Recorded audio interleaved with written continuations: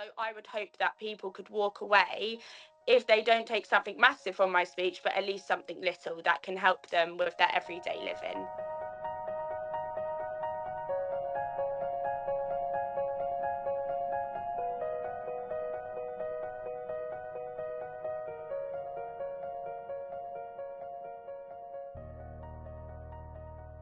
Losing my eye at such a young age was difficult. I mean, I had just turned 14, and I think that's kind of like the prime time when you're really discovering yourself and who you are, going through puberty. Yes, so it was difficult for me. However, I did have a really strong group of friends. My family is so close. So I think with the support of everyone around me, it definitely helped me.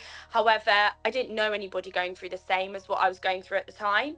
So it was quite a lonely journey. Although I had everyone around me, I did feel terribly alone because nobody could really truly understand exactly what I was going through, not just physically but mentally. So yes, it was difficult to say the least.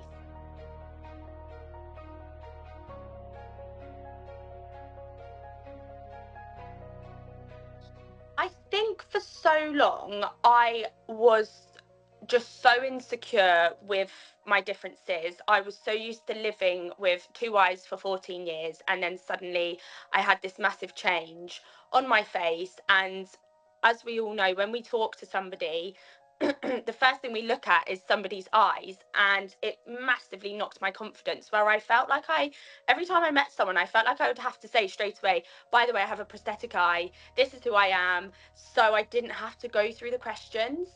And I think that massively, I think that had a massive impact on why I talked out about it.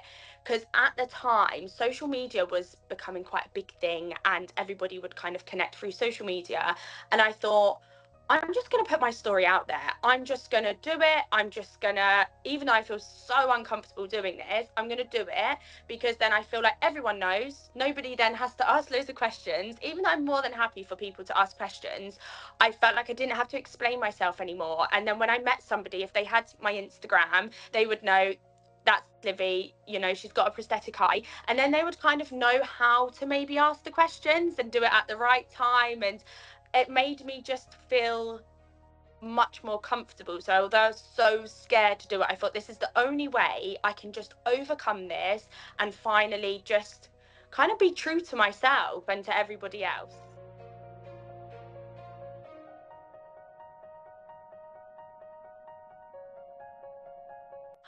I think overcoming personal adversity, it taught me so much about my resilience, because I was so scared to put myself out there, and most of all to take a picture without my prosthetic eye. So behind closed doors, if you're my friend or you're my family, you would know that I just take out my prosthetic eye. I find it comfortable.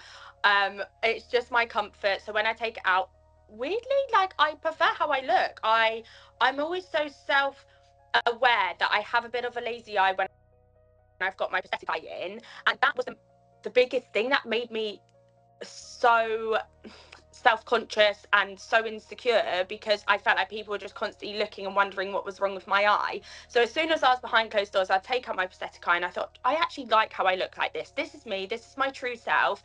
So I think when putting myself out there, that was a huge thing for me to do, because one, I didn't know anybody personally that had the same as me. Two, I didn't know how people were going to respond on social media. Social media can be quite a wide variety of things.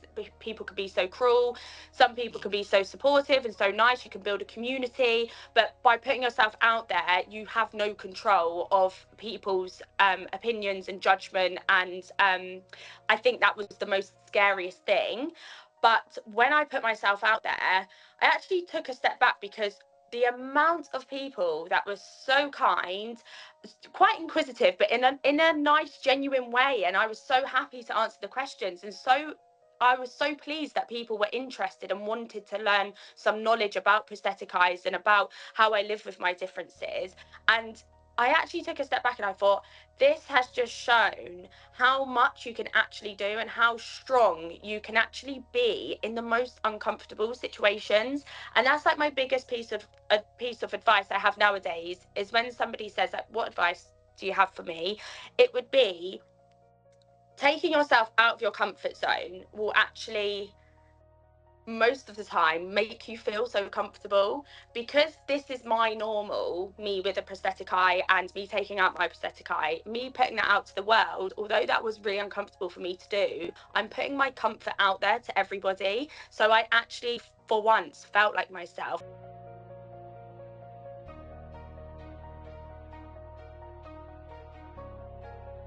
So, from my public speeches, I know not everybody has a physical difference, but I would hope that everybody could walk away just taking something from my speech that they can relate to and that can drive them to achieving what they want to achieve. So it's not, I don't just talk about losing my eye and living with a prosthetic eye and how I cope with that. It's about how I've used something that made me so insecure and used my trauma and everything that I thought would hold me back to push me forwards. And I believe that every human being has something they're possibly struggling with or have struggled with or will struggle with, when actually instead of not coming out of that zone and just struggling, to use it in a way that can push you forwards and actually to come out of that struggle. Because I never thought I would ever get used to living with a prosthetic eye and losing my eye. However, I now have realized that's pushed me to do things I never thought I would do, and I actually don't think I would have ever done if I still had both my eyes and hadn't gone through what I'd been through.